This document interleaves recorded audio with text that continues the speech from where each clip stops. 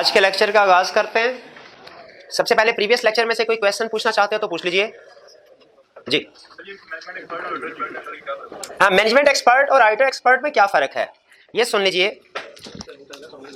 Management expert हम उस expert को कहते हैं जो मैनेजमेंट ने इंगेज किया हो फाइनेंशियल स्टेटमेंट्स प्रिपेयर करने के लिए।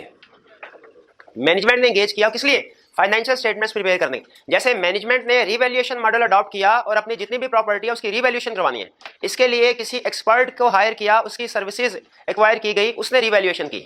ये है मैनेजमेंट एक्सपर्ट, जिसे किसने इंगेज किया है? मैनेजमेंट ने। किस लिए? फाइनेंशियल स्टेटमेंट्स प्रिपेयर करने के लिए। ऑडिटर एक्सपर्ट कौन है? वो एक्सपर्ट जिसको ऑडिटर इंगेज करता है। किस लिए? फाइनेंशियल स्टेटमेंट्स को वेरीफाई करने के लिए, एविडेंस ऑब्टेन करने के लिए। ठीक है। अब नॉर्मली बेहतर ये है कि मैनेजमेंट का एक्सपर्ट अलग हो, ऑडिटर का एक्सपर्ट अलग हो, बेहतर ये है। लेकिन एक जगह पे ऑडिटिंग स्टैंडर्ड ये कहते हैं, क्या ऑडिटर मैनेजमेंट के एक्सपर्ट को यूज कर सकता है? भैया भाई आप टीचर बनना चाहते हैं मेरे भाई, थोड़ा सा इंतजार कर लीजिए हैं। उधर लैदा पढ़ा रहा हूँ, लैदा लेक्चर शुरू किया उसने। अच्छा, रोज लगा होता है इसके साथ, रोज कोई ना कोई बोल रहा है।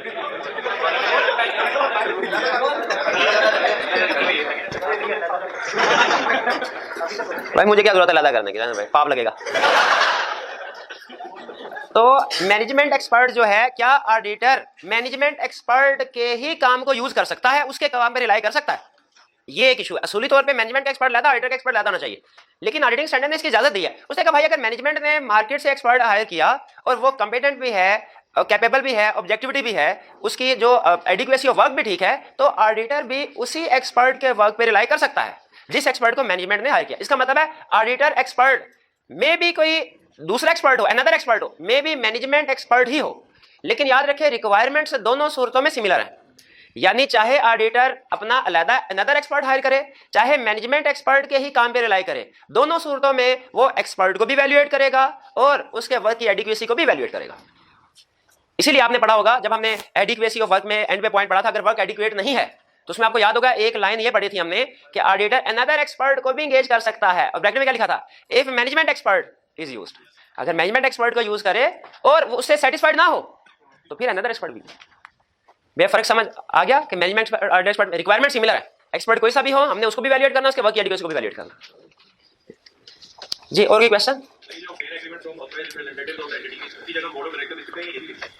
जो डायरेक्ट असिस्टेंस ऑब्टेन करते हैं हम, तो उस सूरत में एग्रीमेंट ऑब्टेन करते हैं, हम authorised representative of entity, board of directors भी लिख सकते हैं, कांसेप्ट सेम है।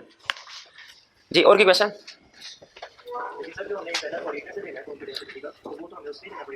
हाँ बिल्कुल, एग्रीमेंट दो होते हैं ना। एक तो डायरेक्ट असिस्टेंस में हम दो एग्रीमेंट लेते हैं। एक चीज हमें रखिएगा, एग्रीमेंट डायरेक्ट असिस्टेंस के केस में है, ठीक है। Using the work of internal auditor के केस में एग्रीमेंट नहीं है, डिस्कशन है। एग्रीमेंट नहीं है, डिस्कशन है। एग्रीमेंट किस केस में है? डायरेक्ट। और दो एग्रीमेंट है, एक हायर अथॉरिटी से, ऑथराइज्ड रिप्रेजेंटेटिव से, किस लिए? इजाजत के तौर पे कि भैया इनको यूज कर रहे हैं, आप इंटरफेयर ना कीजिएगा बाद में हमारे मामलात में। और दूसरा उस इंटरनल ऑडिटर से भी लेते हैं, कॉन्फिडेंशियलिटी पे भी, ऑब्जेक्टिविटी के लिए भी, दोनों से लेंगे एग्रीमेंट। बिल्कुल ठीक है जी। और कोई क्वेश्चन? जी जी जी इवैल्यूएट एडिक्वेसी ऑफ वर्क में मैनेजमेंट एक्सपर्ट क्या होता है? कैसे वैल्यूएट करेगा? ये बताया तो था हमने। ये एक्सपर्ट कोई सा भी हो सकता है, चाहे मैनेजमेंट का एक्सपर्ट हो, चाहे ऑडिटर एक्सपर्ट हो, दोनों सूरतों में सिमिलर प्रोसीजर है, ठीक है। सिमिलर प्रोसीजर है कि हमने एक्सपर्ट को भी वैल्यूएट करना है, हमने उसका वर्क की एडिक्वेसी को भी वैल्यूएट करना है, ठीक है। प्रोसीजर सिमिलर है। आपको ये नहीं समझ आ रहा कि यहाँ पे मैनेजमेंट एक्सपर्ट क्यों लिखा हुआ है, या इसके आगे जो उसने पॉइंट्स बताए हुए वो नहीं समझ आ रहे? अच्छा, पॉइंट्स नहीं समझ आ रहे, चलिए ठीक है। पॉइंट्स कह रहा है जब कभी हमने एक्सपर्ट के वर्क को एडिक्वेट करना है, एडिक्वेसी को वैल्यूएट करना है, पहली चीज हमने उसकी फील्ड की अंडरस्टैंडिंग ऑब्टेन कर लेंगे। कुछ चीजों की तो हमें बेसिक अंडरस्टैंडिंग है, जैसे कल मैंने आपको एग्जांपल दी लैंड की वैल्यूएशन की, उसमें हमें बेसिक अंडरस्टैंडिंग नॉर्मली होती है, इसलिए एग्जांपल मैंने इजी सेलेक्ट की कि प्रॉपर्टी की वैल्यूएशन एग्रीकल्चर बेस पे हो सकती है, इंडस्ट्रियल बेस पे, कमर्शियल बेस पे, रेजिडेंशियल बेस पे हो सकती है, ठीक है। लेकिन अगर वो कोई स्पेशलाइज्ड एरिया है तो हमें कुछ बेसिक अंडरस्टैंडिंग ले लेनी चाहिए। उसके बाद हमने तीन चीजें वैल्यूएट करनी है एक्सपर्ट के वर्क में। पहला, accuracy, completeness and relevance of source data, significant source data उसका सही है कि नहीं। फिर relevance and reasonableness of assumptions and method, दूसरी चीज जो वैल्यूएट करनी है वो है अजम्पशन एंड मेथड। और तीसरी चीज है reasonableness of experts finding and conclusion and consistency with other evidence. ये तीन चीजें वैल्यूएट करनी है हमने। क्या क्या? Source data, assumption and method, finding and conclusion. ये तीन चीजें सिर्फ हमने देखनी है। उसके जो टेक्निकल प्रोसीजर्स हैं उनको वैल्यूएट करने की कोई जरूरत नहीं है, वो हमारे स्कोप से बाहर है। बेसिक अंडरस्टैंडिंग में हम ये 3 चीजें ही कवर कर सकते हैं, इससे ज्यादा नहीं। और स्टैंडर्ड हमें यही 3 चीजें वैल्यूएट करने को कह रहा है इससे ये होगा क्या, इससे आपको ये पता चल जाएगा उसने कोई ब्लंडर नहीं मारा हुआ एक्सपर्ट में। डिटेल चेकिंग आप नहीं कर सकेंगे, लेकिन कोई बड़ा ब्लंडर हुआ ना वो इन प्रोसीजर से सामने आ जाएगा। इतनी को ही चेकिंग हम कर लें काफी है। ठीक है जी। जी और कोई क्वेश्चन? इंटरनल ऑडिटर की कॉम्पिटेंस और ऑब्जेक्टिविटी में हमें जो भी इंफॉर्मेशन मिली है कि वो कितना कॉम्पिटेंट है। कॉम्पिटेंस में क्या चीजें आती हैं इंटरनल ऑडिटर की कॉम्पिटेंस में? तो उसकी क्वालिफिकेशन क्या है, नॉलेज क्या है, एक्सपीरियंस कितना है, एडिक्वेटली रिसोर्सेज है कि नहीं एडिक्वेट रिसोर्सेज, यानी कितनी ह्यूमन पावर है उसके पास, लोग कितने हैं, स्टाफ कितना है। ठीक है, ये चीजें हम डॉक्यूमेंट करेंगे। इसी तरह ऑब्जेक्टिविटी में, इसमें जरूरी नहीं कि डॉक्यूमेंटेशन में हम कोई ना कोई सर्टिफिकेट उससे लेकर लगाएं, भैया क्या क्वालिफिकेशन है, मैं सर्टिफाइड इंटरनल ऑडिटर हूं, बस सर्टिफिकेट की कॉपी लाओ, जरूरी नहीं है। ठीक है, अगर आपके पास अवेलेबल है within the organisation documents की कॉपी लगा भी सकते हैं, लेकिन अगर आप सिर्फ सिंपल डॉक्यूमेंट भी कर दें कि हमने डिस्कशन की है इंटरनल ऑडिटर के साथ और उससे हमें ये इन्फॉर्मेशन पता चले, तो वो भी काफी है। वरना जितनी भी आपने अंडरस्टैंडिंग ऑब्टेन की होगी, अगर उसका कोई सपोर्टिंग डॉक्यूमेंट अवेलेबल है उसकी कॉपी लगा लें, वरना सिंपल डॉक्यूमेंट कर लें। हम जो अक्सर डायरेक्टर्स के साथ, सीएफओ के साथ मीटिंग्स करते हैं, उसके मिनट्स हम खुद बना रहे होते हैं, उसका रिकॉर्ड कोई नहीं अवेलेबल होता। कोई हम ऑडियो रिकॉर्डिंग नहीं लगाई होती साथ में कि मोबाइल साथ में डिस्कशन हो रही है, साथ में मोबाइल रिकॉर्डिंग ऑन करके रख दी।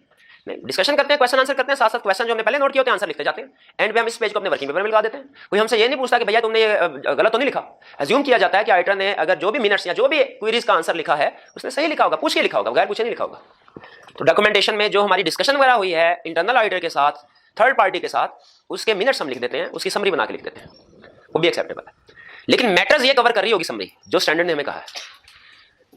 जी और भी क्वेश्चन? ऑडिट कमेटी का कंसेप्ट डायरेक्टली हमारे सिलेबस में नहीं है, इसलिए मैं इसको अवॉइड करता हूं, लेकिन बहरहाल वो चूंकि वर्ड यूज हुआ है पूछ रहे हैं तो मैं बता देता हूं। ऑडिट कमेटी डायरेक्टर्स का ही एक सब कमेटी होती है डायरेक्टर्स की। मतलब अगर 10 डायरेक्टर्स है ना तो 3 डायरेक्टर्स ने मिलकर कहा होगा कि हम ऑडिट कमेटी बन जाते हैं। ऑडिट कमेटी का ऑब्जेक्टिव ये होता है कि इंटरनल ऑडिट डिपार्टमेंट को ओवरसी करना है, इसके जो भी फंक्शंस हैं इनकी मॉनिटरिंग करनी है। बाकी के डायरेक्टर्स फिर दूसरे काम करते हैं। ये जो इंटरनल ऑडिट से रिलेटेड फंक्शंस होते हैं सारे ऑडिट कमेटी को दे दिए जाते हैं। जी, यानी in short audit committee senior है इंटरनल ऑडिट डिपार्टमेंट के। ठीक है, और वो एक तरह से बोर्ड ऑफ डायरेक्टर्स ही होते हैं। तो अगर ऑडिट कमेटी को रिपोर्टिंग की जा रही है तो इससे हमारी तसल्ली हो जाती है, हम समझ लेते हैं डायरेक्टर्स को ही रिपोर्टिंग की जा रही है। जी और कोई क्वेश्चन? और कोई क्वेश्चन नहीं? चलिए असाइनमेंट की तरफ आते हैं। आप असाइनमेंट में सबसे पहले वॉल्यूम 1 में क्वेश्चन है, इसमें कोई इशू है तो पूछ लीजिए। केस स्टडी 1 में, वॉल्यूम 1 में अपेंडिक्स 1 में जो क्वेश्चन था उसमें कोई इशू तो नहीं है? ये शायद कल डिस्कस हो गया था। चलिए ठीक है, ये क्लियर। इसके बाद अब वॉल्यूम 2 में आइए। वॉल्यूम 2 में क्वेश्चन नंबर 1 और 2 ये भी डिस्कस हो गया था कल। 2 तो वही वॉल्यूम 1 वाला रिपीट हो रहा है, और क्वेश्चन नंबर 1 जो है ये रिप्रोडक्शन का क्वेश्चन है।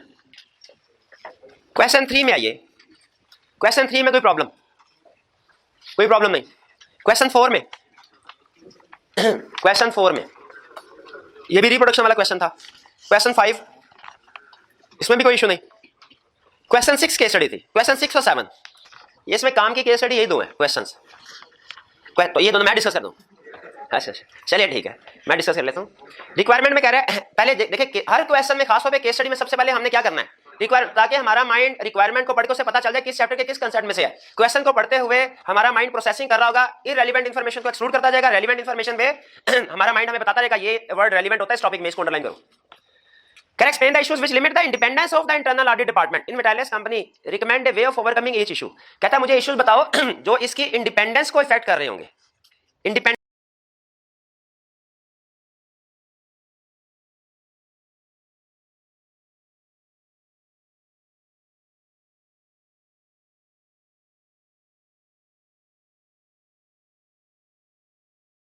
को जरा अंडरलाइन कीजिए और रिकमेंड को भी अंडरलाइन कीजिए।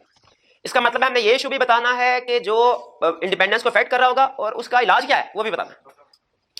कहता है Metallius has an internal audit department of 6 staff, all of whom have been employed at Metallius for a minimum of 5 years and some for as long as 15 years. जी बताइए, 15 साल से काम कर रहे हैं, कोई इशू तो नहीं है?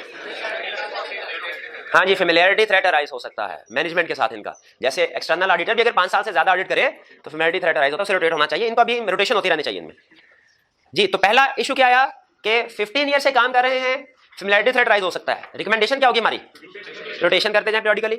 इन the past the chief internal auditor appoint staff within the internal audit department. ये तो अच्छी बात है, इंटरनल ऑडिट वाला ही हायर कर रहा है इसको। Although the chief executive officer is responsible for appointing the chief internal auditor, लेकिन चीफ को भाई सीईओ तो मैनेजमेंट का हिस्सा है, मैनेजमेंट को नहीं अपॉइंट करना चाहिए।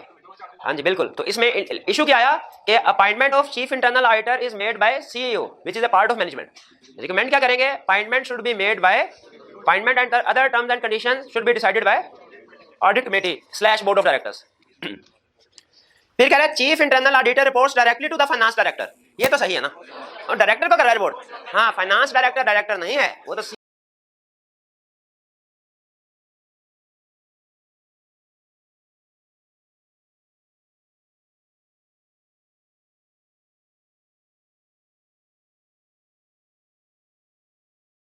सीएफओ को ही दूसरा नाम है उसका।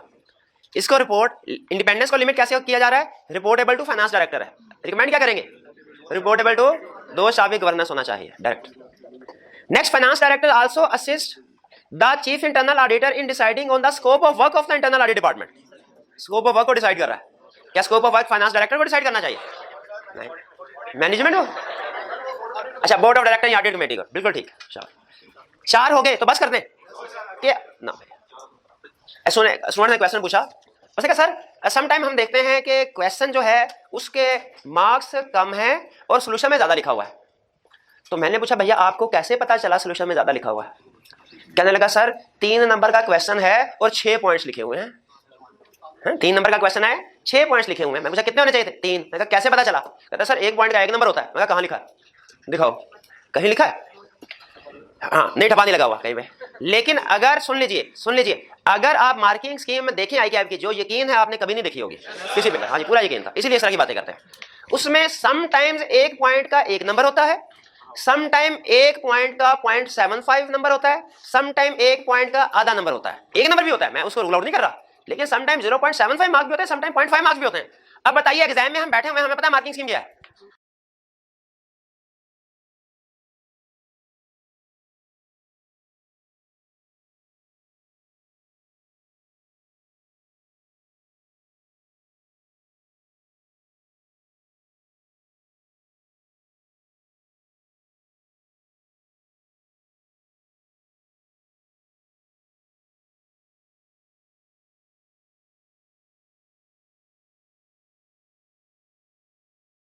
तो to be on safe side हमें क्या करना चाहिए, हाँ जी 1 मार्क्स नहीं बल्कि 0.5 में हम सेफ साइड पे होंगे।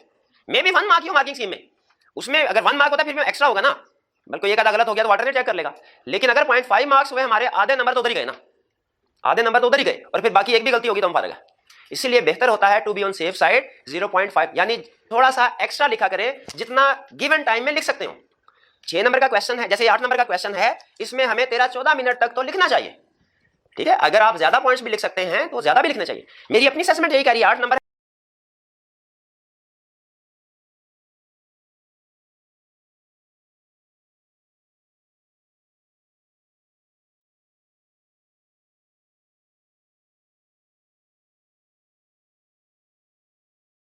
है, 4 उसने लिमिट्स के लिए रखे होंगे, 1-1 नंबर और 4 रिकमेंडेशन के लिए, लेकिन मे भी 0.75 हो, या मे भी मेरा कोई गलत हो जाए। अगर मेरे पास टाइम है तो मुझे एक्स्ट्रा लिख देना चाहिए।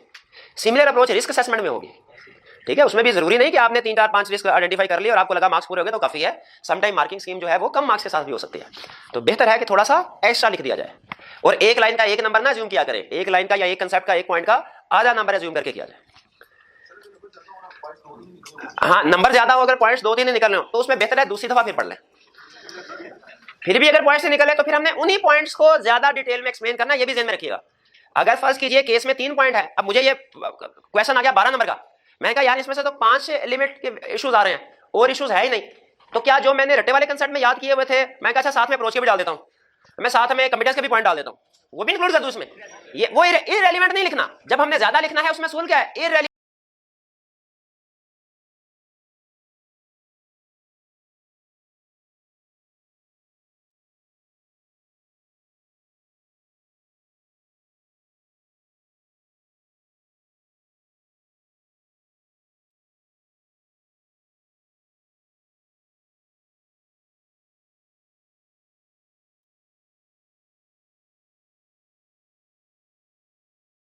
नहीं लिखना, रेलिवेंट को एक्सप्लेन करना है आगे, रेलिवेंट को ज्यादा डिटेल में लिखना है, इररेलेवेंट को हमने इंक्लूड नहीं करना है, चीज ध्यान में रखिएगा जी। तो ये समझ आ गया आपने मार्क्स की ट्यूनिंग किस तरीके से करनी है मटेरियल के लिहाज। फिर क्वेश्चन इसके बाद last, all accounting system are computerised with the internal audit department frequently advising and implementing controls, advising and implementing control को अंडरलाइन कीजिए within 2 system. Internal auditor की ये जिम्मेदारी होती है, क्यों इंटरनल ऑडिटर ने कंट्रोल का एडवाइजमेंट, उसका काम मॉनिटरिंग होता है, एलिमेंट्स ऑफ इंटरनल कंट्रोल में पढ़ा था, monitoring of control internal audit वाले करेंगे, करें तो एडवाइजिंग इम्प्लीमेंटिंग उसका काम थोड़ी है। वो बीआरएस बनाएगा तो चेक कौन करेगा? हम नहीं चेक करेंगे, हम तो एक्सटर्नल ऑडिटर। 6 क्लियर हो गया जी। सीईओ डायरेक्टर के इक्वल नहीं होता, वो लॉ में लिखा हुआ है। ये मैनेजेरियल बंदा होता है। मैनेजमेंट इसका काम होता है डे टू डे बेसिस पे मैनेजेरियल डिसीजन करना। ये मैनेजेरियल पोजीशन है CEO.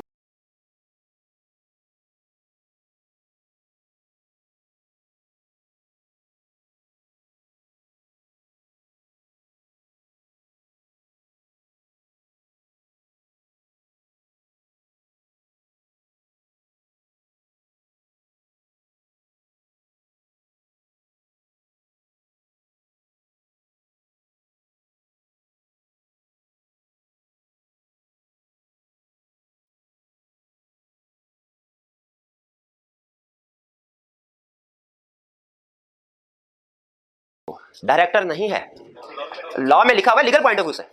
Legal point of view से नहीं, वो सही लिखा है लीगल पॉइंट ऑफ व्यू से। ऑडिट पॉइंट ऑफ व्यू से कंसेप्ट डिफरेंट है जी। और कोई क्वेश्चन? 7 6 क्लियर हो गया। 7 में कह रहा है, पहले मैं रिक्वायरमेंट पढ़ लूं। अच्छा, रिक्वायरमेंट में 3 है। कह रहा है explain why an auditor should consider internal audit activities while planning the audit. Efficiency improve होगी भैया, काम कम करना पड़ेगा। ऑलरेडी जो काम किया हुआ हम उसको यूज कर लेंगे। Based on the above perform preliminary assessment of internal audit, underline कीजिए इसको। और ये भाई मुझे बताएंगे, ये हमने इंटरनल ऑडिट डिपार्टमेंट को असेस करना है, उसके वर्क को, या दोनों को? दोनों। क्लियरली कह रहा है preliminary assessment of internal audit. और वर्क किधर है इसमें? इंटरनल ऑडिट को असेस करना है, इंटरनल ऑडिट को असेस करना है। यानी हम इस केस को पढ़ेंगे, देखेंगे इंटरनल ऑडिटर की कौन सी बात पॉजिटिव है, कौन सी नेगेटिव है, दोनों आइडेंटिफाई करेंगे। कह रहा है आल्सो स्टेट फर्दर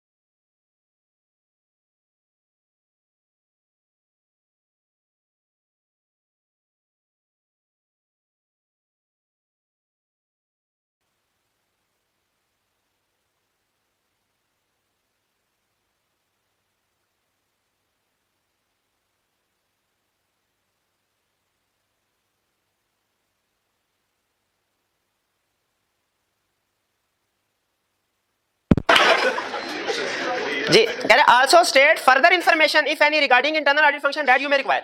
कह रहे इसके अलावा मजीद भी अगर कोई इंफॉर्मेशन रह गई है ना, जो क्वेश्चन में नहीं डिस्कस हुई, वो भी बता दो। इसकी असेसमेंट में, इंटरनल ऑडिट की असेसमेंट में अगर कोई इंफॉर्मेशन रह गई है तो वो भी बता। अब हमने असेसमेंट करनी है इंटरनल ऑडिट की। बताइए इंटरनल ऑडिट की असेसमेंट हेडिंग करके बतानी चाहिए हमें कि ये कंपिटेंस के पॉइंट है, ये ऑब्जेक्टिविटी के पॉइंट है, ये सिस्टमैटिक एंड डिसिप्लिन अप्रोच के हैं, या हेडिंग के बगैर? मेरा ख्याल है हेडिंग के जरिए करे तो बेहतर है, ताकि पता चले ये पॉइंट किससे रिलेट कर रहा है। डायरेक्ट भी लिख देगा एक्सेप्टेबल है, हेडिंग के साथ करे तो ज्यादा बेहतर है। कह रहे M&B Limited is an unquoted public company engaged in the manufacture and marketing of textile products. Its production facility and head office is located in Karachi. Sales are made through a network of merchants across the country. अब internal auditor किधर है उसका बताओ। Audit of company is in planning stage and you in your capacity as audit senior have been assigned the task of evaluating the internal audit function of the company.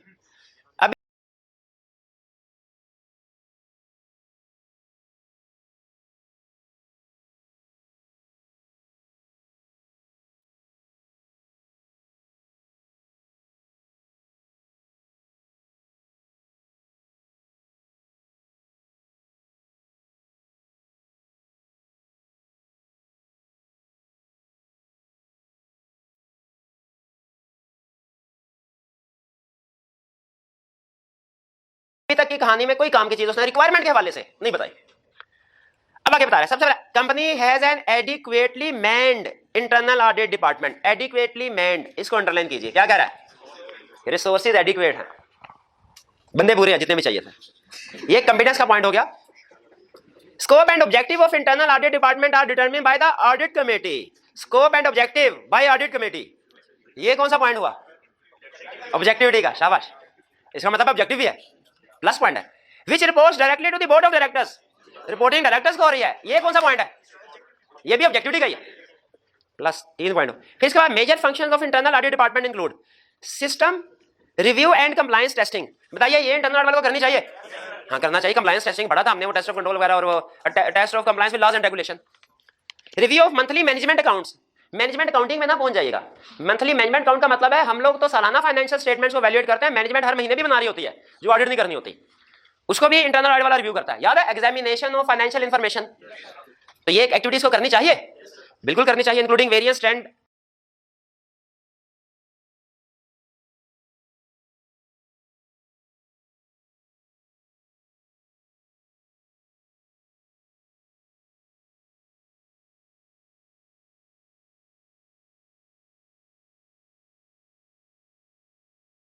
And ratio analysis, वो analysis वाला भी करता है। Substantive testing as per the overall internal audit plan, substantive testing करता है, वो भी करता है। तो उसका मतलब जो सारे काम इसको करने चाहिए वो करता है। Internal audit planning is performed by the head of internal audit department and approved by the audit committee. अब बताइए अपने सारी एक्टिविटीज उसकी पढ़ी, आपको कोई कंफ्लिक्टिंग रिस्पांसिबिलिटी नजर आई तो हम लिखेंगे नो कंफ्लिक्टिंग रिस्पांसिबिलिटी, ये भी तो एक पॉजिटिव पॉइंट है पॉजिटिव। ये कौन सा कंपिटेंस का है, ऑब्जेक्टिविटी का है, अप्रोच का? ऑब्जेक्टिविटी का। फिर कह रहे हैं इंटरनल ऑडिट प्लानिंग भी हो रही है, क्या प्लानिंग होना अच्छी बात है? किस में आती है? अप्रोच में। The work and reports of internal audit are reviewed, reviewed को भी अंडरलाइन करें, by the audit committee on quarterly basis. Review भी होता है काम, अच्छा है। कंपिटेंस का है, ऑब्जेक्टिविटी का है, अप्रोच का? अप्रोच का। क्लियर हो गया? ये तो वो इन्फॉर्मेशन है जो क्वेश्चन हमें नजर आई, कह रहे हैं मजीद इन्फॉर्मेशन भी रह गया तो बताओ। अब हमने अपने जहन में रटे वाला क्वेश्चन ले आना है। कौन सा पॉइंट कंपिटेंस में, कौन सा पॉइंट रह गया? एजुकेशन वाला, नॉलेज, एक्सपीरियंस, ट्रेनिंग, उसमें ऑब्जेक्टिविटी में कौन सा रह गया? रोटेशन, हायरिंग, फायरिंग, डिसीजन, हाँ बिल्कुल ठीक है। उसी तरह अप्रोच में क्वालिटी प्रोग्राम हो रहे हैं कि नहीं, डॉक्यूमेंटेशन भी बिल्कुल। रिव्यू का मतलब यह है कि सीनियर बंदा किसी जूनियर का काम को रिव्यू करा है। क्वालिटी कंट्रोल का मतलब यह है कि उनके जो सिस्टम है, वर्किंग पेपर्स बन रहे हैं वो अच्छे गुड स्टैंडर्ड्स के हैं, कोई रफ तरह के नहीं उन्होंने बनाए हुए जल्दी जल्दी में बना दिया जी। अच्छा, इसके 7 के बी में जो सोल्यूशन में उसने लिखा हुआ ना फर्दर इंफॉर्मेशन, वो काट दीजिए।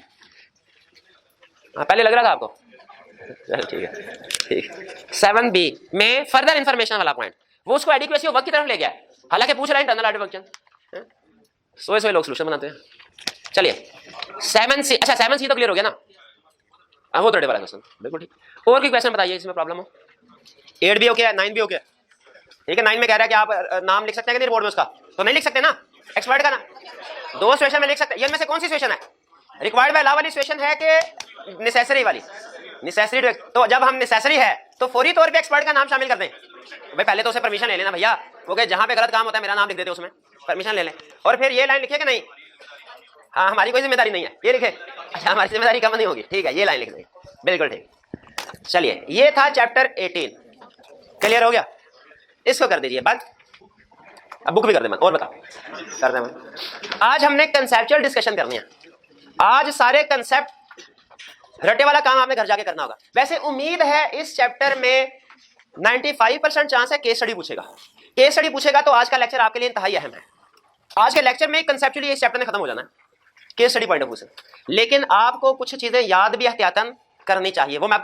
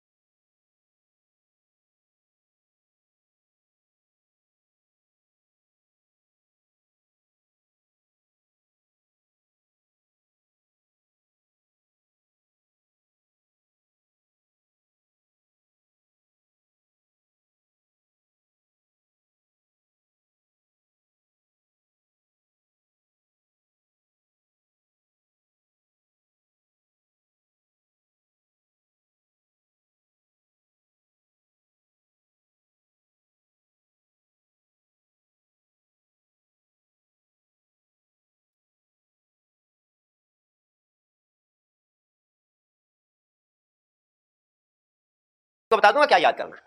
पहले कंसेप्ट, अभी जो आपने लेक्चर सुनना है कंसेप्ट बिल्डिंग के पॉइंट ऑफ व्यू से सुनना है। स्टार्ट करें जी। आपको याद होगा हमने चैप्टर 1 ऑडिट का जब स्टार्ट किया था उसमें एक टर्म पढ़ी थी मिस स्टेटमेंट। मिस स्टेटमेंट का मतलब होता है फाइनेंशियल स्टेटमेंट में कोई गड़बड़ होना, कोई चीज गलत होना। और आपको वहां पे बताया था मिस स्टेटमेंट दो तरह की हो सकती है, एक एरर एक फ्रॉड। एरर और फ्रॉड में क्या फर्क? 250 रुपए गलत बताया। एरर और फ्रॉड, हाँ एरर और फ्रॉड। मिस स्टेटमेंट की दो टाइप्स, एरर और फ्रॉड। एरर क्या है? जो अनजाने में गलती हो जाए। फ्रॉड क्या है? इंटेंशनल मिस्टेक, जानबूझ के की जाए। अच्छा, अब यहां पे अगर आप एरर और फ्रॉड में सिर्फ इतना डिफरेंस रखेंगे ना याद, एरर है अनइंटेंशनल मिस्टेक, फ्रॉड है इंटेंशनल मिस्टेक, कंसेप्ट तो बिल्ड हो जाएगा। आई कैप की केस स्टडी सॉल्व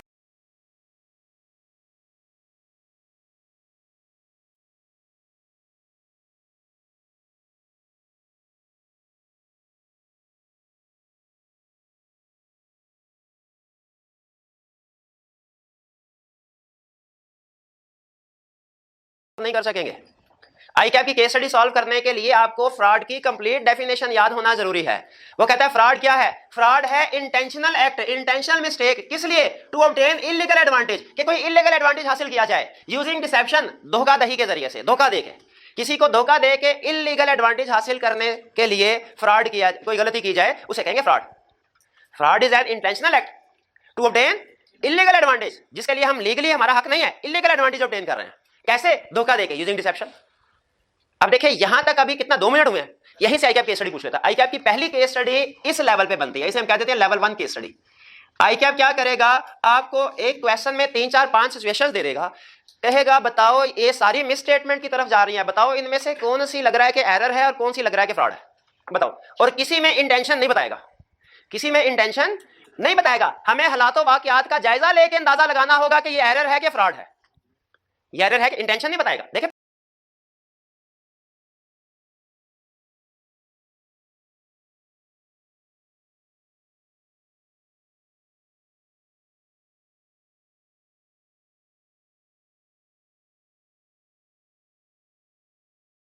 प्रैक्टिकली भी ऐसे होता है, कोई बंदा नहीं बताता कि मेरी इंटेंशन थी फ्रॉड करना। और हम किसी के दिमाग में घुस के थोड़े देख सकते हैं इंटेंशन क्या है अंदर।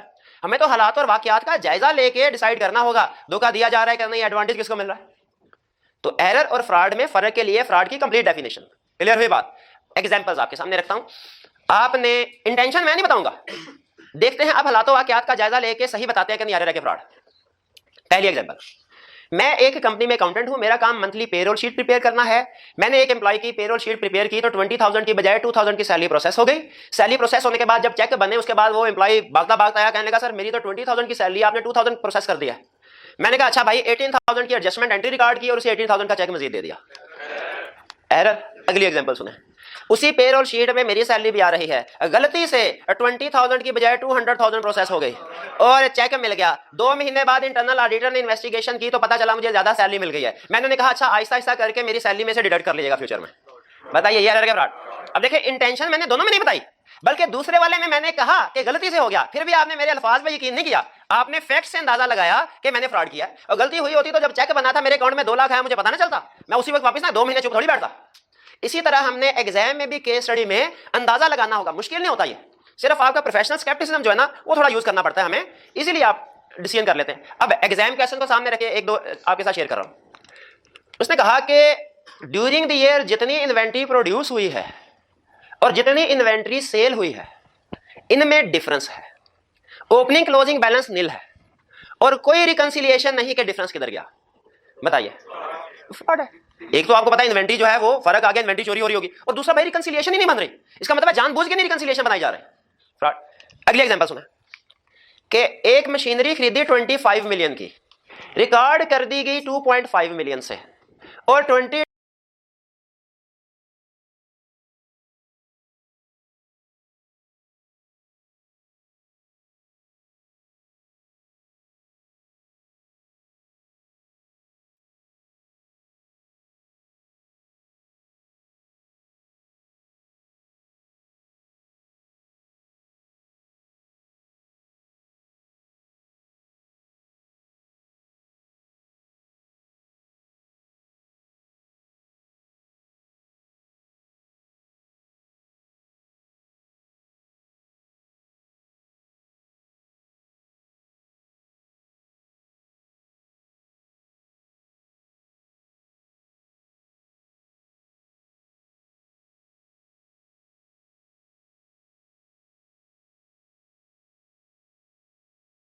2.5 बिलियन BRS में रिकंसाइलिंग आइटम के तौर पे शो हो रहा है। बताइए एरर। बिल्कुल, क्योंकि अगर फ्रॉड होता फॉर एग्जांपल तो वो उसको ज्यादा करने की कोशिश करते और दूसरा भी फिर इसको रिकंसाइलिंग आइटम में भी शो ना करवाते कि भाई ये देखो ये हमारा एरर बड़ा और बड़ी अमाउंट बड़ी है, इसको इन्वेस्टिगेट करो और हमें पकड़ लो। याद रखिए जब फ्रॉड होता है तो वो डॉक्यूमेंट्स ही गायब कर देते हैं, या तो उनमें अल्टरेशन कर देते हैं या डॉक्यूमेंट्स ही गायब कर देते हैं, मौजूद ही नहीं होती डॉक्यूमेंट, बजाय ये कि वो उसको रिकंसाइलिंग आइटम के तौर पे शो करवा दें। इसी तरह और सुनिए एग्जांपल। अब ये पता नहीं कभी कभार आईकैप जो है वो किस्मत की बात है, लेकिन कुछ क्वेश्चंस आईकैप कुछ कंसेप्ट ऐसे फ्रीक्वेंटली टेस्ट कर रहा है। जैसे ईयर एंड पे अब केस चल रहा है, आपने बताना इसका फाइनल का फ्रॉड। ईयर एंड पे अनयूजुअली लार्ज सेल्स रिकॉर्ड की गई। अच्छा उसने कहा शायद कुछ स्टूडेंट जो है वो पिक ना कर सके। अगली बात उसने कही, उसने कहा ये सेल्स ऐसे लोगों को की गई जो नए हैं, उनकी प्रॉपर क्रेडिट रिस्क असेसमेंट भी नहीं हुई। उसने कहा शायद अभी भी कोई रह गया। उसने कहा ईयर एंड के बाद ये सेल रिटर्न भी हो गई। उसने कहा शायद अभी भी कोई आइडेंटिफाई ना कर सका हो। फिर उसने वो बात कही कि जो इसमें से रिस्क ऑफ फ्रॉड आइडेंटिफाई ना कर सके ना, उसे ऑडिटर बनने का ही हक नहीं है। उसने कहा कंपनी का जितना प्रॉफिट होता है 10% CFO को बोनस के तौर पे दिया जाता है। रिस्क ऑफ फ्रॉड, जो स्टूडेंट इसमें रिस्क ऑफ फ्रॉड असेस ना कर सके उसको ऑडिटर बनने का कोई हक नहीं। तो ये एरर और फ्रॉड समझ आ गया हमें कैसे क्वेश्चन पूछेगा। इसी तरह के 3-4 देखिए मुश्किल नहीं है, थोड़ा सा आप सोच के हालात और वाकयात का जायजा लेके आपको पता चल जाता है कि ये एरर है कि फ्रॉड है। तो पहली केस स्टडी जो आईकैप इस चैप्टर में टेस्ट कर सकता है वो क्या है, हमें कुछ इंफॉर्मेशन देगा 1 2 3 4 और क्या पूछेगा, बताओ ये रिस्क ऑफ एरर है कि रिस्क ऑफ फ्रॉड है। हमने उसे बताना होगा, अपनी जस्टिफिकेशन की रीजन भी देनी होगी केस स्टडी का सोल्व। आगे चलते हैं, हमने कहा फ्रॉड है। अब देखिए दोनों में से कौन सा डिटेक्ट करना मुश्किल है। एरर वगैरह जो होते हैं ये तो हम नॉर्मल ऑडिट में डिटेक्ट कर ही लेते हैं। चैप्टर 10 में हमने जो प्रोसीजर पढ़े उनसे एरर्स वगैरह आसानी के साथ आइडेंटिफाई हो जाते हैं। चैप्टर 10 के और 12 के प्रोसीजर से फ्रॉड आइडेंटिफाई करना मुश्किल है। चैप्टर 10 और 12 के प्रोसीजर से नॉर्मल रिस्क आइडेंटिफाई हो जाते हैं, एड्रेस हो जाते हैं। एरर फ्रॉड वाले के लिए कुछ स्पेशल टेक्निक्स, इसीलिए तो स्पेशल चैप्टर बनाया उन्होंने, चैप्टर 19 फ्रॉड वाला। अब हम सीखेंगे फ्रॉड की कितनी टाइप्स हैं, फ्रॉड की कितनी टाइप्स हैं और कौन से टाइप का फ्रॉड कैसे किया जाता है। फ्रॉड की कितनी टाइप्स हैं और कौन सी टाइप का फ्रॉड कैसे किया जाता है। लेकिन कहते हैं आगे चलने से पहले अपनी नीयत दुरुस्त कर लें। हम फ्रॉड इसलिए नहीं टेक्निक सीखने जा रहे कि हमने फ्रॉड करना है, बल्कि इसलिए सीखने जा रहे हैं जो लोग फ्रॉड करते होंगे उनको डिटेक्ट करना है, उनको डिटेक्ट करना है। आपने वो पुराना सा लतीफा सुना ही होगा। अच्छा क्यों नहीं सुना, हो सकता है सुना हो। वो किसी बंदे का गधा गुम हो गया ना, वो सारा दिन उसको ढूंढता ढूंढता गधा नहीं मिला और सारा महल्ला ढूंढ ढूंढ के जब थक गया गधा नहीं मिला। शाम को उसका दोस्त आया मिलने के लिए, कहता है यार परेशान नजर आ रहे हो। कहता है परेशान, सुबह से गधा गुम हुआ मिला नहीं अभी तक।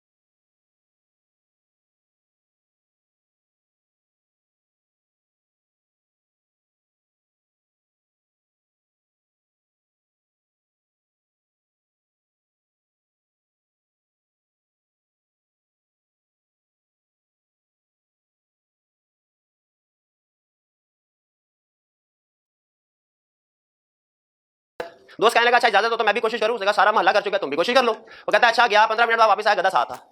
दोस्त कहता है यार गधे की मिलने की खुशी तो मुझे हुई है, लेकिन इससे ज्यादा हैरानी मुझे इस बात पे हुई है हम सारे ढूंढ ढूंढ खप गए, हमें नहीं मिला, तुम्हें कैसे मिला। कहता बहुत आसान, मैंने सोचा अगर मैं गधा होता तो किधर जाता, उधर गया गधा उधर ही था।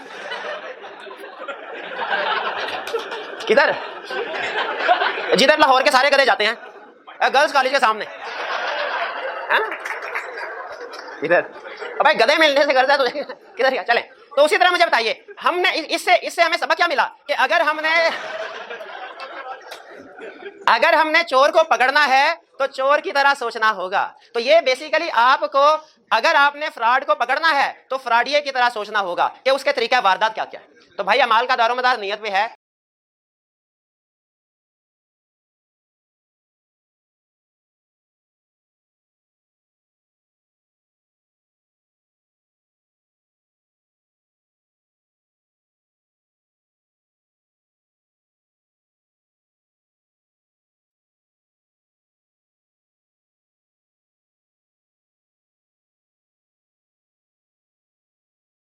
पहले नियत की दुरुस्त की। अब आगे चलते हैं। फ्रॉड की है दो टाइप्स। एक वो फ्रॉड है जो दुनिया का हर बंदा जानता है कि ये फ्रॉड है, एक वो फ्रॉड है जो सिर्फ अकाउंटेंट और ऑडिटर जानते हैं और किसी बंदे को नहीं पता ये भी फ्रॉड है। भाई वो कौन सा फ्रॉड है जो दुनिया का हर बंदा जानता है? मिस एप्रोप्रिएशन ऑफ एसेट्स को दाएं बाएं करना, हेर फेर करना, ठीक है। एसेट्स को जैसे क्या करना, एम्बेजलिंग रिसीट्स, एम्बेजलिंग, कैशियर कस्टमर ने कैश पे किया, कैशियर ने अपनी जेब में डाल लिया, एम्बेजलिंग रिसीट्स, ये मिस एप्रोप्रिएशन ऑफ एसेट है। एसेट्स दाएं बाएं हो रहे हैं। और क्या, stealing physical assets, physical assets जो है चोरी कर लेना, फिजिकल एसेट्स, ये है मिस एप्रोप्रिएशन ऑफ एसेट, ठीक है। फिर इसके बाद इंटेलेक्चुअल प्रॉपर्टी। भाई अपने पास रख, तेरे कंट्रोल इतने वीक क्यों है? कोई फिजिकल एक्सेस कंट्रोल नहीं रखा हुआ, मेरा ख्याल है लॉजिकल एक्सेस कंट्रोल वो भी नहीं है। क्या सीखा यार? तो इससे हमें ये सबक हासिल हुआ कि अगर इंटरनल कंट्रोल्स वीक हों तो ये एक रिस्क फैक्टर है, फ्रॉड हो सकता है। अब देख, अच्छा इंटेलेक्चुअल प्रॉपर्टी, अच्छा फिजिकल एसेट को चोरी करना ये तो चले हुआ, समझ आया। इंटेलेक्चुअल प्रॉपर्टी जो है ये कैसे होती है? इंटेलेक्चुअल प्रॉपर्टी सीक्रेट फार्मूला जो है वो कंप्यूटर को दे दिया, बेच दिया, ठीक है, वो कंप्यूटर्स को दे दिया, तो ये इंटेलेक्चुअल प्रॉपर्टी है। जी गुडविल लीक नहीं होगी, कॉन्फिडेंशियल इंफॉर्मेशन लीक होगी। जैसे राइज के स्टूडेंट्स का सारा डेटाबेस किसी दूसरे कॉलेज को दे दिया और वो कॉलेज जो है हर हफ्ते मैसेज भेज रहा है, हमारे पास आइए 50% डिस्काउंट पाइए, है ये क्या है? ये कौन सी एग्जांपल है? इसमें कोई फिजिकल एसेट तो नहीं चोरी हो रहा, क्या confidential data, information, trade secrets, formula, ये इंटेलेक्चुअल प्रॉपर्टी। फिर कॉजिंग एन एंटिटी टू पे for goods and services not received, के गुड या सर्विसेज ही भी नहीं की, पेमेंट करवाई जा रहे हैं। जैसे अकाउंटेंट ने क्या किया, सप्लायर के साथ मिलकर उसे कहा तुम चीजें ना भेजो, सिर्फ बिल भेज दो, मैं इधर से फेक जीआरएन बना के सीएफओ से साइन करवाता हूं कि सर जीआरएन भी बन गई है और इनवाइस भी बन गई है। वो कौन सा गोदाम में आके देखेगा माल आया कि नहीं आया, उसे डॉक्यूमेंट्स देके साइन करने होते हैं, तो पेमेंट हो जाएगी, बाद में 50-50 कर लेंगे। या पेरोल शीट में फेक एम्प्लॉय को ऐड करके उसकी सैलरी की पेमेंट करवाई जा रही है अपने अकाउंट में। कॉजिंग एन एंटिटी टू पे for good and services not received. फिर क्या, using entities asset for personal use, entity की एसेट पर्सनल यूज के लिए इस्तेमाल करना। राइज आए पढ़ने के लिए, आते ही मोबाइल चार्जिंग पे लगा दिया, ये भी फ्रॉड है।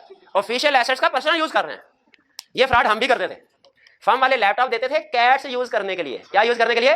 Cats, computer assisted audio technique. हम क्या यूज करते थे? यूट्यूब, फेसबुक, तब पबजी नहीं होते थे, तो हम गेम्स खेला, इसलिए तो ये क्या है? ये भी फ्रॉड। अच्छा फर्म का काम भी करते थे, पर्सनल यूज भी, ये भी मिस एप्रोप्रिएशन है।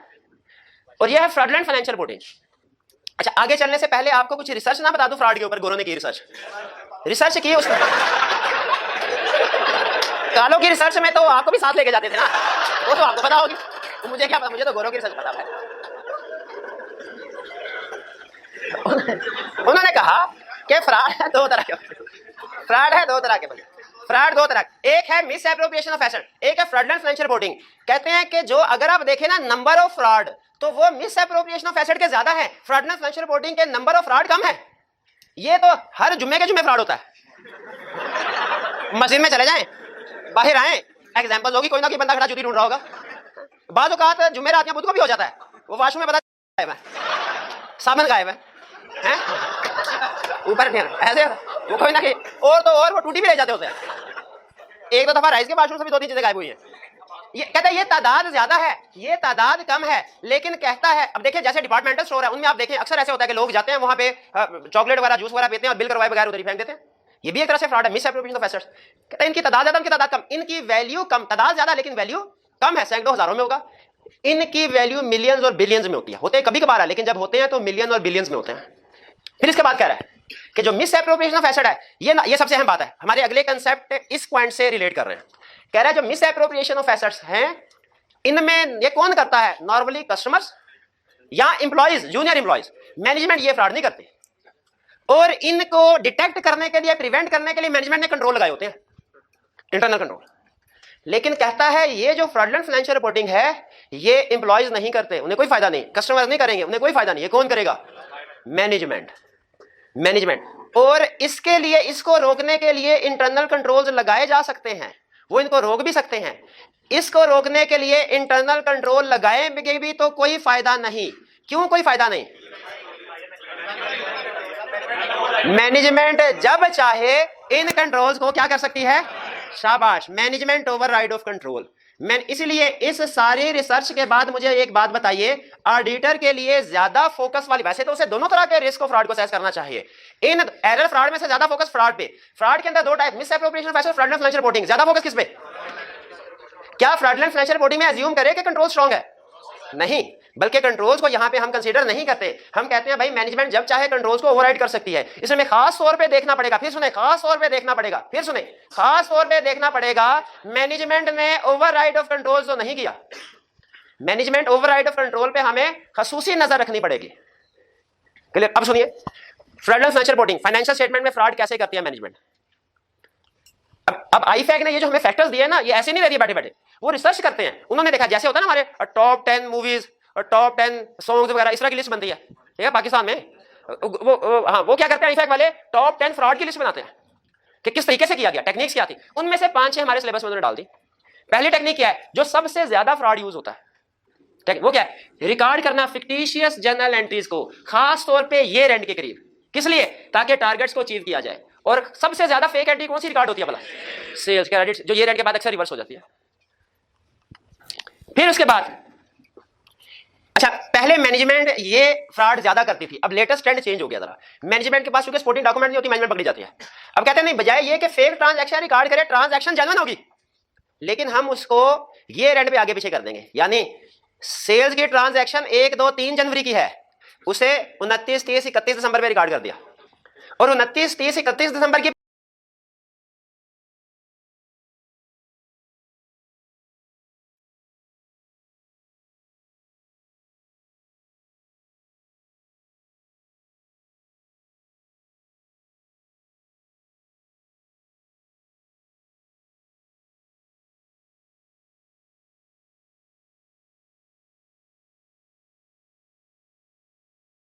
परचेजेस अगले साल कर दें। यानी रिकॉग्निशन को कभी तो एडवांस कर लिया, सेल्स की रिकॉग्निशन एडवांस कर ली, परचेज की रिकॉग्निशन ले ले। अब देखिए ट्रांजैक्शन जेन्युइन है, लेकिन प्रॉफिट ओवरस्टेट हो गया।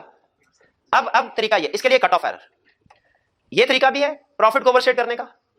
और तरीका क्या है? इनएप्रोप्रिएटली चेंजिंग अजम्पशंस। ये मैनेजमेंट का फेवरेट है ये भी, क्योंकि मैनेजमेंट कहती है सर रिपेयर एक्सपेंस की अमाउंट कम ज्यादा करे ना, सेल्स की इनवॉइस की अमाउंट कम ज्यादा करे, ऑडिटर सपोर्टिंग डॉक्यूमेंट देके पकड़ लेता, गलती है। हम क्यों ना ऐसी ट्रांजैक्शन को चेंज करें अमाउंट जिसकी कोई सपोर्टिंग डॉक्यूमेंट ही नहीं होती, वो जजमेंट्स, प्रोविजंस, जैसे provision for depreciation, provision for bad debt, provision for warranty, ठीक है, एस्टिमेट्स, ऐसे एरियाज काउंट्स जो एस्टिमेट्स जजमेंट्स पे बेस कर रहे होते हैं, उन्हें इनएप्रोप्रिएटली चेंज करते रहना, ठीक है, इनएप्रोप्रिएटली चेंज कर देना। पिछले साल प्रोविजन फॉर बैड डेट 10% थी, इस दफा 3% कर दो। ऑडिटर पूछे ये तो आपने गलत किया होगा, तो तुम बता दो बैड डेट कितने होंगे, वो कर लेते हैं, ऑडिटर भी नहीं बता सकता। तो ये प्रोविजन जो है एस्टिमेट्स, इनको गलत साबित करना मुश्किल होता है, इसलिए इनको इनएप्रोप्रिएटली चेंज करते हैं। फिर altering records and terms related to significant transaction, record में टेम्परिंग कर देते हैं, ठीक है, रिकॉर्ड में टेम्परिंग वगैरह कर देते हैं कि बैक डेट पे डॉक्यूमेंट बना देते हैं, जब वो फॉन्ट साइज इजाद ही नहीं हुआ उस वक्त की डेट डाल के रिकॉर्ड टेम्परिंग। सर कंसेप्ट समझाने के लिए एग्जांपल दे रहा हूं, ठीक है। Altering record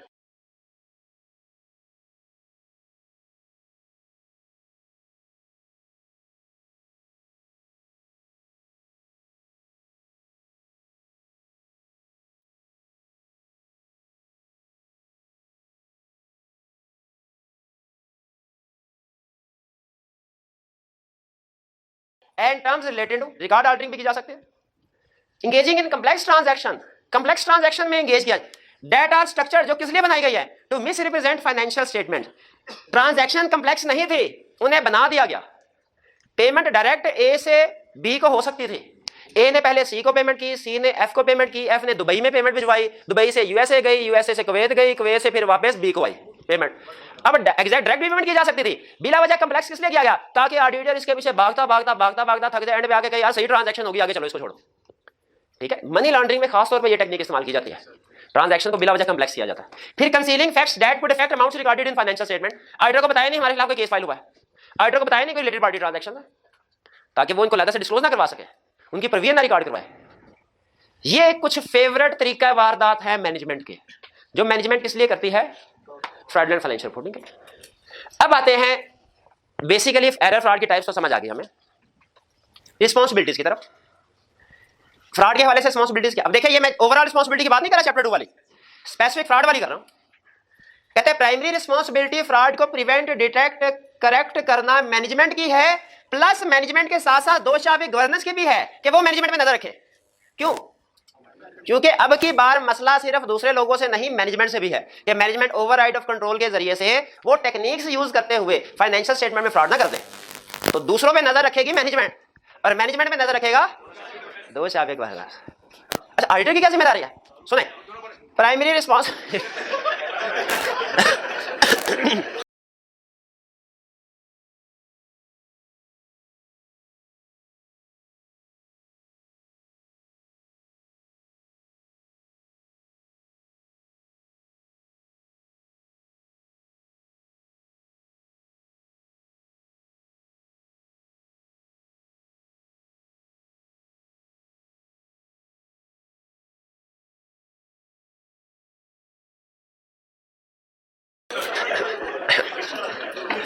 primary responsibility error fraud को प्रिवेंट डिटेक्ट करने की ऑडिटर की नहीं है। ऑडिटर की तो रिस्पांसिबिलिटी है रीजनेबल एश्योरेंस ऑब्टेन करना, weather financial statement free from real misstatement and fraud. हाँ, लेकिन ऑडिटर की इतनी रिस्पांसिबिलिटी है क्या? अब जरा गौर से सुनिएगा कि वो रिस्क असेसमेंट प्रोसीजर परफॉर्म करे। रिस्क असेसमेंट प्रोसीजर परफॉर्म करे। कौन से रिस्क असेसमेंट प्रोसीजर? जो चैप्टर 10 में किए थे, inquiry, observation, inspection, analytical procedure. नहीं, वो नहीं, वो तो जनरल वाले थे, वो तो एरर वाले थे। यहाँ पे वो वाले रिस्क असेसमेंट प्रोसीजर परफॉर्म करे जो स्पेसिफिकली है क्या आइडेंटिफाई करने के लिए? Risk of fraud. Risk assessment procedure perform करे क्या आइडेंटिफाई करने के लिए? Risk of fraud. ऑडिटर की जिम्मेदारी क्या फ्रॉड के हवाले से? रिस्क असेसमेंट प्रोसीजर परफॉर्म करे to identify risk of fraud. अगर रिस्क असेसमेंट प्रोसीजर से रिस्क ऑफ फ्रॉड सामने आ जाए, अगर अच्छा यहां पे एग्जाम में रखेगा, फिर रिमाइंड करवा दो, अगर वो कहे ना बताए procedure to identify risk of fraud, तो वो प्रोसीजर लिखेंगे। अगर कहे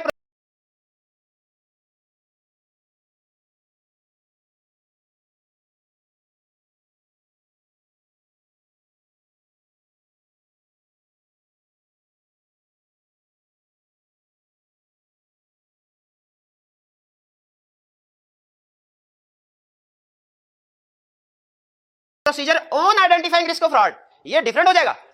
प्रोसीजर टू आइडेंटिफाई और कंसेप्ट है, प्रोसीजर ऑन आइडेंटिफाइंग और कंसेप्ट है। अगर तो रिस्क ऑफ फ्रॉड नजर नहीं आता, अच्छा अब देखिए, हमने प्रोसीजर परफॉर्म करने हैं, किस लिए? वो प्रोसीजर क्या हो सकते हैं? प्रोसीजर क्या हो सकते हैं? प्रोसीजर हो सकते हैं मैनेजमेंट से इंक्वायरी करेंगे।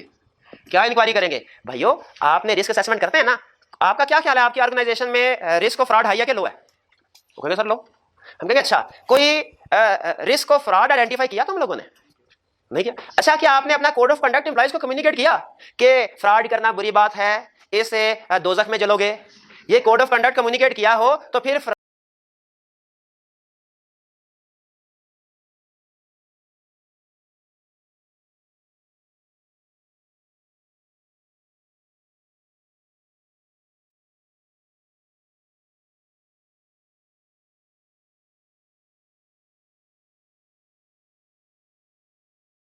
रिस्क ऑफ फ्रॉड क्या होगा? कम हो जाएगा। कोई ना कोई तो ऐसा होगा जिसका ज़मीर जागता होगा। 10 लोगों में एक बंदा भी आ जाए ना, 10 लोगों को मुसीबत डाल देता वो साथ आना मिले, transaction segregated duty state complete नहीं होता। इंक्वायरी करें मैनेजमेंट से, दूसरे लोगों से। क्या है और क्या इंक्वायरी हो सकती? भैया पूरे साल में आपको कोई खबर मिली, सुनगुन मिली कि कंपनी में फ्रॉड हुआ है? किसी ने चुपके से आके कान में कहा हो कि मिस्टर बी ने फ्रॉड किया है, उसने जो नई कोठी ली है वो कमीशन लेके लिया है? अगर इस तरह की कोई एलिगेशन है, हमें बता दीजिए। एक तो रिस्क असेसमेंट हम किसी को नहीं बताए। हाँ, एक तो ये हो गई रिस्क असेसमेंट प्रोसीजर में इंक्वायरी। फिर हम एनालिटिकल प्रोसीजर्स भी परफॉर्म कर सकते हैं। अगर एनालिटिकल प्रोसीजर में ज्यादा फ्लक्चुएशंस आए ना, चैप्टर 10 में पढ़ा था, ज्यादा फ्लक्चुएशन, सेल्स पिछले साल की निस्बत बहुत ज्यादा इंक्रीज हो गई, तो रिस्क ऑफ फ्रॉड को भी इंडिकेट कर रहा होता। और कहता है सबसे अहम चीज, ये तो इंक्वायरी, ये तो एनालिटिकल प्रोसीजर, क्या? फ्रॉड रिस्क फैक्टर्स ढूंढो। क्या ढूंढो? फ्रॉड रिस्क फैक्टर ढूंढो। फिर बताया क्या ढूंढो? फ्रॉड रिस्क फैक्टर ढूंढो। फिर बताया क्या ढूंढो?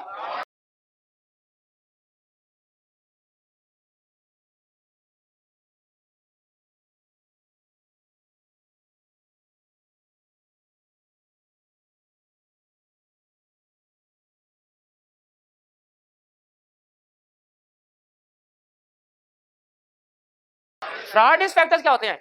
जिस तरह चैप्टर 10 में हमने लिस्ट पढ़ी थी कि इन सिचुएशन में risk of miss statement increase होता है, याद है? रिस्क असेसमेंट थ्रू फैक्ट्स, उसकी लिस्ट थी। रिस्क असेसमेंट थ्रू फिगर्स, उसकी लिस्ट थी, कैलकुलेशन के जरिए, याद है? रिस्क आइडेंटिफाई करना सीखा था, रिस्क फैक्टर की लिस्ट बना दी थी ना, ताकि एक दफा जब आप पढ़ लें, केस स्टडी में रिस्क यूज हो, आपको आसानी से समझ लग जाए ये रिस्क है। उसी तरह की फ्रॉड से रिलेटेड भी लिस्ट है। कहता है देखो कि उस लिस्ट में से कोई रिस्क फैक्टर इस क्लाइंट में मौजूद है कि नहीं। उस फ्रॉड रिस्क फैक्टर की भी लिस्ट है। जैसे वो कहता है कि अगर क्लाइंट की इन्वेंटरी प्रीशियस एंड पोर्टेबल होगी, रिस्क ऑफ फ्रॉड है, चोरी हो सकती है। अगर क्लाइंट का इंटरनल कंट्रोल वीक है, सीसीटीवी कैमरा काम नहीं कर रहे, फिजिकल सेफगार्ड्स नहीं है, रिस्क है, चोरियां हो सकती हैं, फ्रॉड हो सकता है। तो फ्रॉड रिस्क फैक्टर की लिस्ट पढ़ो और देखो कि क्या इस क्लाइंट में रिस्क ऑफ फ्रॉड है। अगर एक रिस्क ऑफ फ्रॉड है, एक फ्रॉड रिस्क फैक्टर है, रिस्क बढ़ जाएगा, 2 है और बढ़ जाएगा, 3 है। अगर हमें रिस्क असेसमेंट प्रोसीजर से, अब बाकी वाले प्रोसीजर को फिलहाल इग्नोर कर रहा हूं, अहम वाले प्रोसीजर को सामने लेके आगे चल रहा हूं।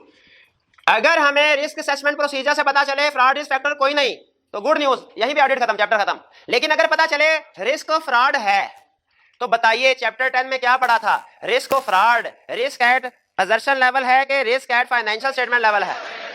पहले हाथ उठाना था फिर बताना था। Risk at financial statement level है, तो risk at financial statement level के लिए ओवरऑल अप्रोच है या टेस्ट ऑफ कंट्रोल? कहता है अगर फ्रॉड रिस्क फैक्टर आइडेंटिफाई हो जाए, overall approach. Fraud risk factor identify हो गया, ओवरऑल अप्रोच से अगर पता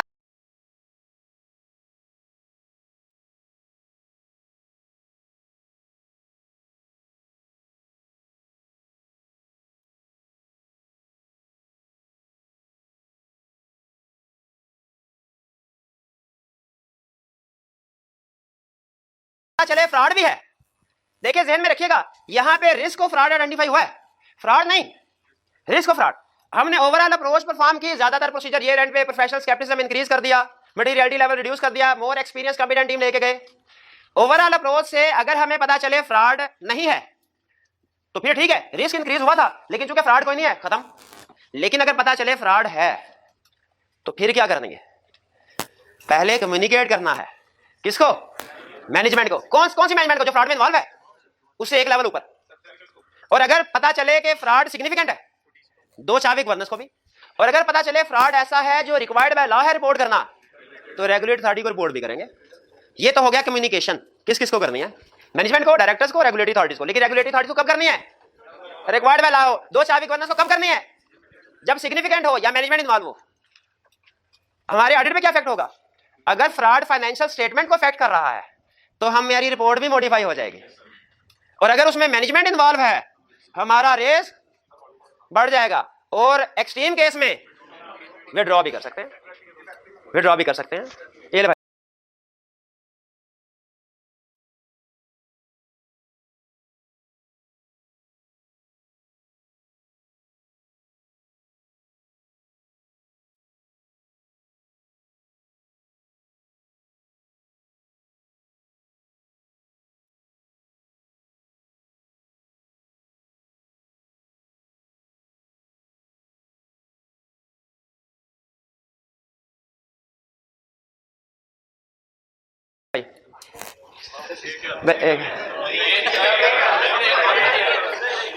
अच्छा, अब देखिए भाई आखिरी 5 मिनट हैं, और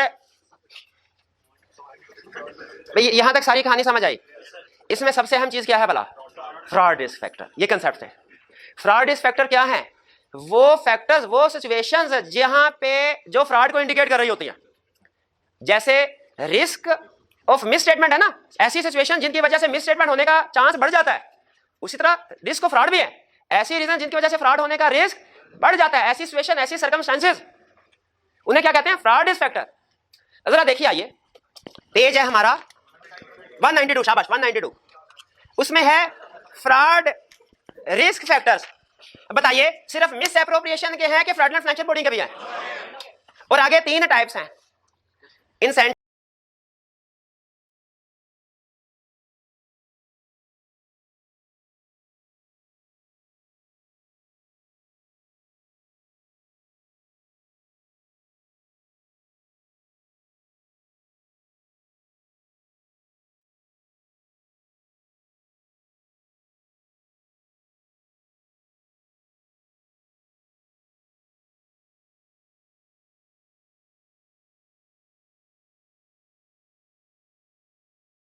या प्रेशर, अपॉर्चुनिटी, एटीट्यूड या रैशनलाइजेशन। इंसेंटिव का मतलब होता है वो रीजन जिसकी वजह से फ्रॉड किया गया।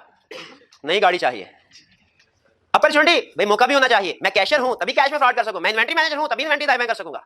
एटीट्यूड या रैशनलाइजेशन, हायर मैनेजमेंट का रवैया जूनियर एम्प्लॉइज के साथ अच्छा नहीं होता, दबा के रखते हैं उन्हें, उनकी इंसल्ट करते हैं और एम्प्लॉइज को बिला वजह खड़े खड़े निकाल देते हैं। इस वजह से। अब अगर आप कहें तो आपको टाइम थोड़ा 5 मिनट एक्स्ट्रा बैठना पड़ेगा। एक स्टोरी सुनाओ मूवी की, एक सीन सुने। नहीं भाई, जो भी है आप जो जेन में आई आप उससे गुजारा कर लें। हीरो बता रहे होते हैं कि लेकिन 5 मिनट एक्स्ट्रा बैठना पड़ेगा। शुरू में दिखाते हैं कि हीरो का एक बड़ा भाई है, वो उसकी परवरिश करता है और हीरो थोड़ा निकम्मा, मतलब होता जवान लेकिन निकम्मा, बच्चों के साथ खेलता, टाइम जाया करता है। उसका भाई एक फैक्ट्री में काम करता है और जो उसकी भाभी माँ होती है वो भाई उसको डांटने की कोशिश करता है, भाभी माँ उसको प्रोटेक्ट करती है, वो कहते हैं नहीं नहीं इसको कुछ ना कहे। अच्छा क्या होता है, फैक्ट्री में एक दफा मशीन में उस भाई का जो है ना वो हाथ आ जाते, कट जाते हाथ, वो काम नहीं कर सकता, वो घर बैठ जाता है। तो उसको अब कहता है कि जी अब तुम काम करो, भाई की जगह पे फिर वो फैक्ट्री में जाता है। अल्लाह की करने होते क्या है कि वो कुछ 2-3 महीनों के बाद भाभी माँ की तबीयत खराब हो जाती है और डॉक्टर कहता है कि फौरी ऑपरेशन की जरूरत है, उसके लिए 50,000 रुपया लगेगा। अब हीरो क्या कहता है, उसके पास 50,000 रुपये कहां से, गरीब होते हैं वो सेठ के पास जाता है जिसकी फैक्ट्री होती है। अब उन्होंने सीन क्रिएट करना होता है। जिस वक्त वो सेठ के कमरे में जाता है उस वक्त सेठ अपनी तिजोरी खोल के उसमें नोट गिन रहा होता है और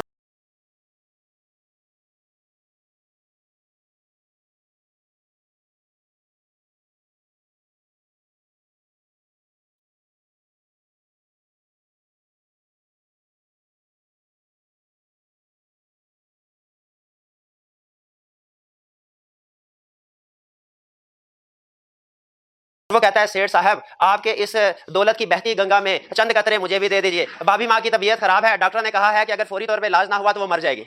और सेठ आप मेरी तनख्वाह में से पैसे आहिस्ता आहिस्ता काट दीजिए। और सेठ ने कहा भाई तुम्हारी तनख्वाह से पैसे काटने लगे 100 साल हो जाएंगे, लोन नहीं उतरेगा तुम्हारा, भाग जाओ।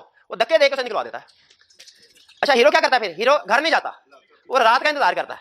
जैसे ही रात के 2 बजते हैं सीढ़ी लगाता है दीवार के साथ, जंप लगा के दूसरी तरफ, जंप लगा के उधर जाता है। फिर सेठ साहब के करीब भी पिस्टल रखा होता है, वो पिस्टल पकड़ के सेठ साहब को कहता है उठा के, वो सोया होता है, उठा के कहता है अब सेठ कहता है ठहरो अभी देता हूँ, जितने पैसे तुम्हें चाहिए उतने देता हूँ। उसके बाद अब देखे, लेकिन सेठ के देखे कंट्रोल्स वीक थे। पहला फिजिकल एक्सेस कंट्रोल वीक था। और भाई दीवार है, उधर कोई खारदार तारे लगाओ और कोई कुत्ते 2-4 दौड़ा दो उधर, और कोई गार्ड बैठा हो, कुछ भी नहीं था। और फिर उसने अपने रिसोर्सेज ओपन रखे हुए थे और पिस्टल साइड की टेबल पे रखे बैठा हुआ था, चोर आया था उसका सामने हो। लेकिन उसके कंट्रोल इतने भी वीक नहीं थे। तिजोरी में साइड में उसने बटन लगाया हुआ था, उसने तिजोरी खोल के बटन दबाया, 1 मिनट में पुलिस आ गई।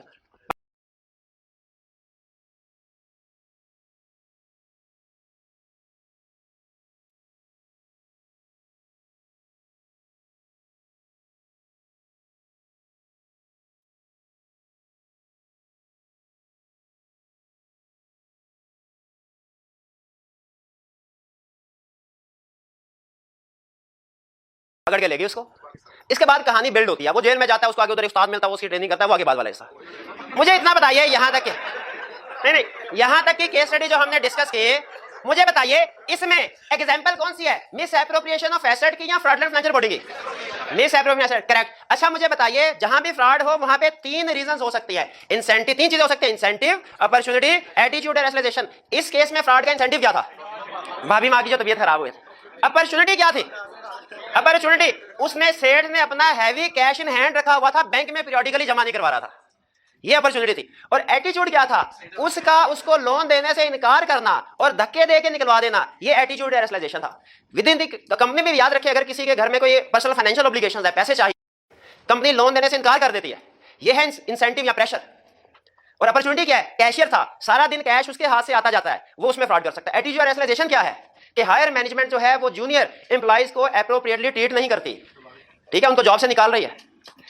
इंटरनल कंट्रोल वीक होना, ये भी बहुत बड़ी वीकनेस है, ये अपॉर्चुनिटी है कंट्रोल्स की। तो अब मुझे ये बताइए कि क्या आप भी ये चाहते हैं कि आपको इस तरह के, जिस तरह चैप्टर 10 में लिस्ट दे दी थी हमने और जितने भी क्वेश्चन थे तकरीबन सारे उसी लिस्ट में से रिस्क आ रहे थे, इसी तरह फ्रॉड रिस्क फैक्टर की भी लिस्ट दे दी जाए, जो एक दफा पढ़ लें और समझ लें, अभी याद ना करें, क्या करें, पढ़ लें और समझ लें फ्रॉड रिस्क फैक्टर की लिस्ट। क्यों? ताकि केस स्टडी में जब आए फौरन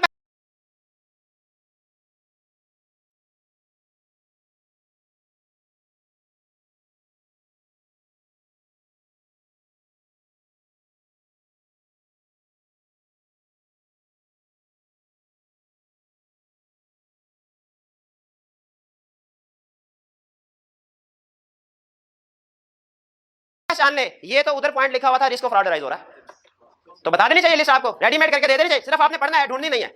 ये लिस्ट है पेज 192 पे और 193 पे, पेज 192 पूरा, 193 आधा। अब आपके लिए नहीं, रटा भी नहीं लगाना, क्योंकि 95% चांस है कि आप केस स्टडी पूछेगा, रटे के बारे में कल पूछेगा, कल बताऊंगा।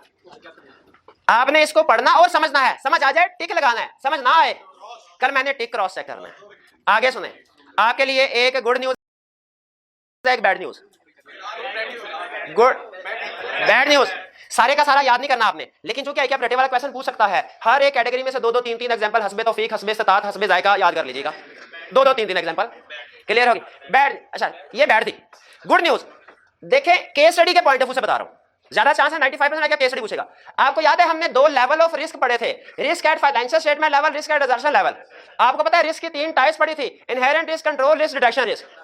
लेकिन आपने केस स्टडी की, क्या क्वेश्चन में वो ये कहता था रिस्क आइडेंटिफाई करो और ज्यादा से ज्यादा प्रोसीजर मुझे बता दो, कि आपसे वो लेवल्स ऑफ रिस्क और कंपोनेंट ऑफ रिस्क भी पूछता था? लेवल या कंपोनेंट नहीं पूछता था ना। उसी तरह कंसेप्ट में आपको बता रहे हैं मिस एप्रोप्रिएशन ऑफ एसेट्स है, फ्रॉडलेंट फाइनेंशियल रिपोर्टिंग है।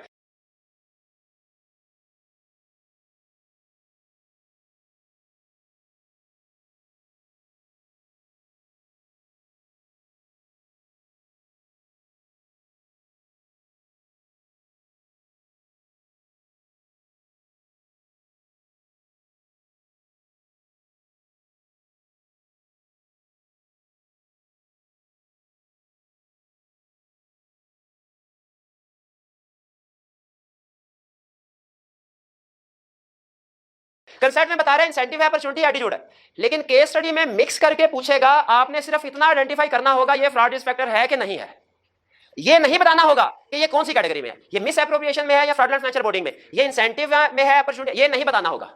इसका मतलब हमारे लिए समझना ज्यादा अहम है, याद करना इतना अहम नहीं है। एहतियातन 2-2 3 दिन याद कर लेंगे, लेकिन इतना अहम नहीं। तो आज घर जाके पढ़ लेंगे। अच्छा, जब आप घर जाके फ्रॉड रिस्क फैक्टर सारे पढ़ लेंगे, circumstances indicating possibility of fraud पढ़ लेंगे, आपको कैसे पता चलेगा कि आई कैप का केस स्टडी आप सॉल्व करने के काबिल हैं कि नहीं? बताइए कैसे पता चलेगा? आप तो परेशान हो जाएंगे, आप कहेंगे मेहनत की, पता ही नहीं चला कि तीर निशाने पे लगा कि नहीं लगा। तो ये देखने के लिए कि एग्जाम फोकस प्रिपरेशन हो रही है कि नहीं, हम आई कैप की केस स्टडी सॉल्व कर सकते हैं कि नहीं। आपको 5 क्वेश्चन दे रहा हूं, 5 क्वेश्चन, ये 40 से 45 मिनट में हल हो जाएंगे, रिटन फॉर्म में करना है। क्वेश्चन सुने, वॉल्यूम 1 में अपेंडिक्स में से 3 केस स्टडी है, केस स्टडी 1 2 3।